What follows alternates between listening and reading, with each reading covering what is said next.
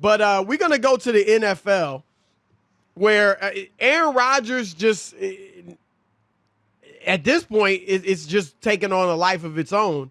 This news about him wanting out of Green Bay. I'm sure Deshaun Watson likes it. Right, you're right about that, Rob. That pushed him to the back burner. We for haven't right now. we haven't heard about Deshaun Watson in weeks. You're absolutely right. Good point. Terry Bradshaw, the legend, 4 Super Bowls. For all those, Rob G, all those who weren't watching football back then. Terry Bradshaw. Alive. What do you mean watching football? Rob G, they weren't alive. I mean, Rob G started watching in 2008, I think.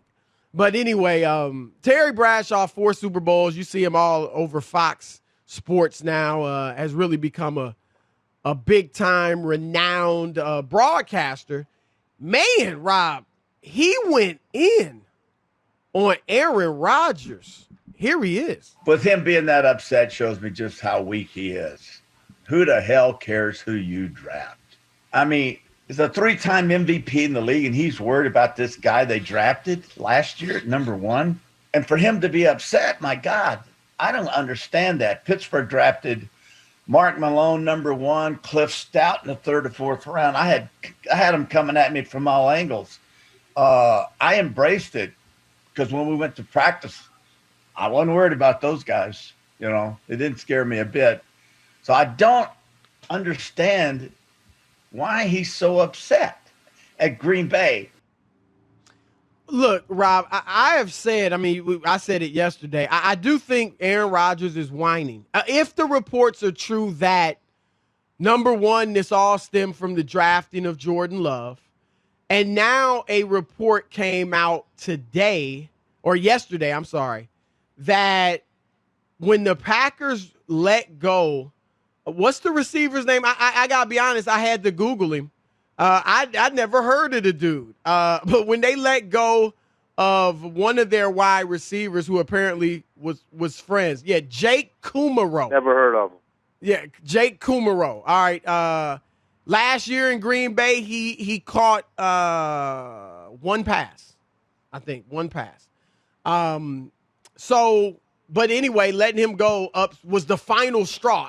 Rob, I don't know if these things are accurate, but there's reports flying Chris, all over the place. You already know there are people just throwing stuff out every day. Come on. Can that really be that was the final straw? It doesn't even sound right. You might not have liked it, but is that the final straw? Come on. I can see them being friends, right? Obviously, he wasn't critical of their success, about it, right? But they might have been cool. They might have been friends. But that's the final straw? Come on. Right.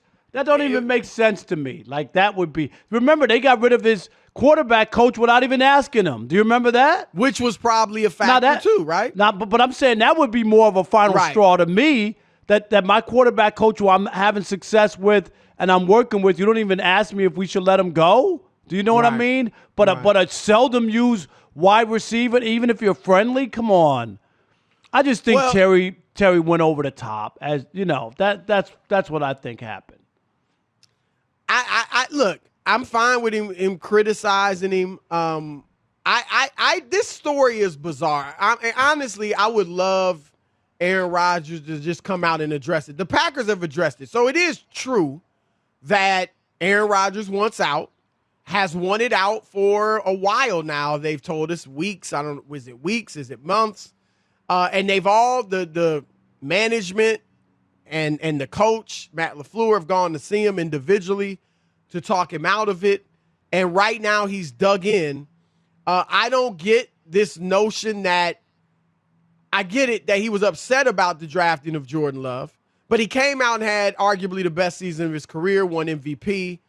And it's got to be more than that. Rob, you said yesterday you think it's money, and maybe that's the case. But to me, what I do agree with Bradshaw saying, I said it, I think Rodgers is being whiny.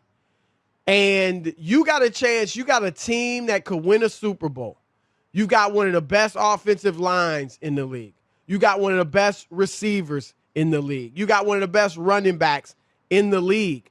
If it's just about Jordan Love, I mean, you played last year with that news hovering over you and being upset about it, and this guy in your quarterback room. So I do say, get over it, Aaron. Go for the Super Bowl with Green Bay. So I get Bradshaw's sentiment, and why he's coming from that angle. I just think Bradshaw's done this before. He called Mike Tomlin a cheerleader and that he couldn't coach and he didn't even know what he was doing or whatever.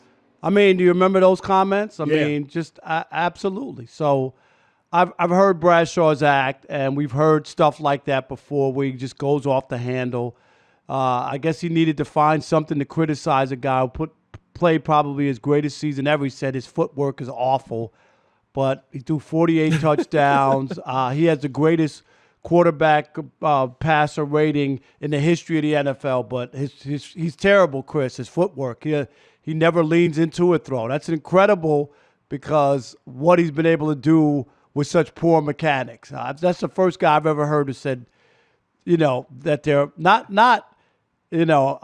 He could have said, I'm nitpicking here because he's so good. But you know what I mean, Chris, to kind of give me like the idea that he's nitpicking, but that's what it wasn't.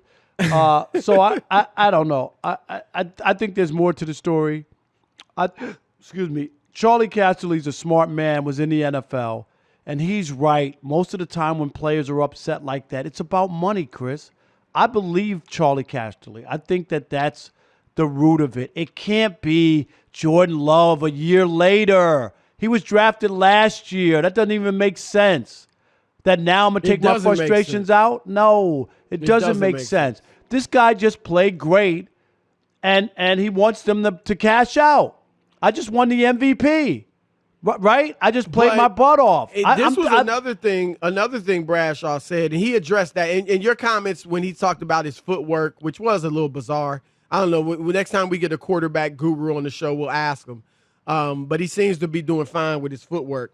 But he also said on the herd, Rob, today, Bradshaw, that you signed the contract, so play it out. And contracts will be made to be broken. It happens all the time. That's been your sentiment, though. At times, you signed the contract, play it out. But teams have ripped up contracts and given people more money because they've outplayed them. I'm just saying it has been done. It's not like it's never been done. That's my point. And if you want to make a guy happy, you could do that.